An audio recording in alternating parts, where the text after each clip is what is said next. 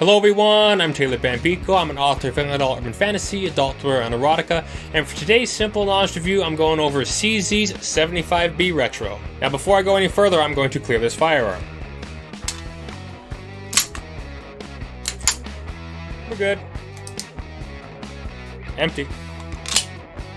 Let's continue, shall we? So in my CZ75B video, I did mention that there was a retro model produced, and since then I've been looking around for one. And a few weeks after I uploaded that video, I actually found one of these, and well, the rest is history. One thing that was pretty amazing was this gun was still new, and the date on the slide and frame state that it was made in 2013, which I think is pretty cool that I'm the original owner of both this one and my other CZ75. And if it weren't for Kenichi Sonoda and Gunsmith Cats, I don't know if my interest in this firearm would be as exquisite as it is now. And I state that in the video that it's because of Gunsmith Cats is why I have such an interest in this firearm, and also his works were a big influence for mine. As much as I would like to have an early short rail CZ75, I will settle for this for now. I mean, it's relatively close, not exact. It does have the firing pin block, and of course it also says retro right on it, which that doesn't bother me. It's not exactly the original, but honestly, considering what the price of an actual short rail goes for, I'm okay with this. I mean, it does have the round trigger guard, it does have the spur hammer. The original grips that came with it are aluminum. They're close to the original, but they have the newer CZ logo on it. These are some reproduction grips which have the original logo on them, so it is a bit more, I wouldn't say time correct, considering it's not an actual original short rail, but it does make it look the part.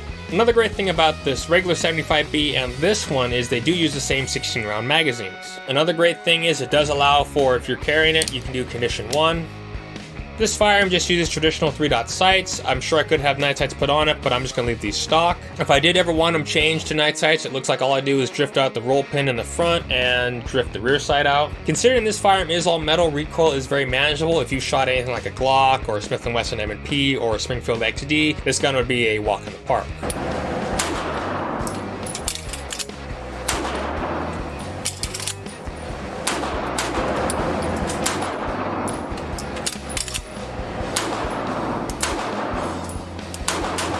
As I've said with 1911s, the spur hammer might be an issue for someone who has meatier hands. It could bite them. Luckily for me, I don't have that issue. And because it is 9mm, it is relatively cheap to shoot.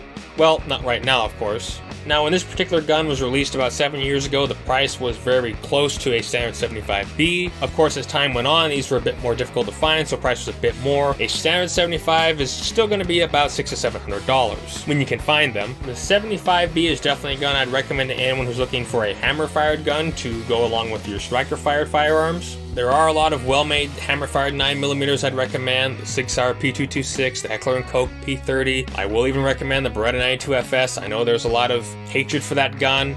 Honestly, I like the Beretta. I will choose this over that gun any day of the week, though. So anyone who's looking to get a CZ75, I do recommend it. They are very smooth shooting firearms.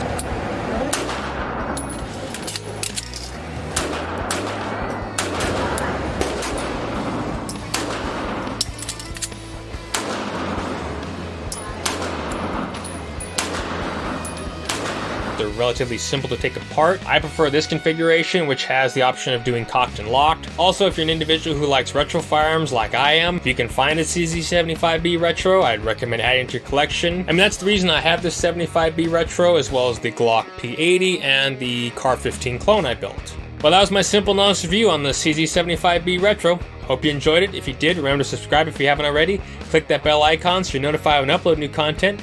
Leave any comments you have in the section below, and have a good day. See ya!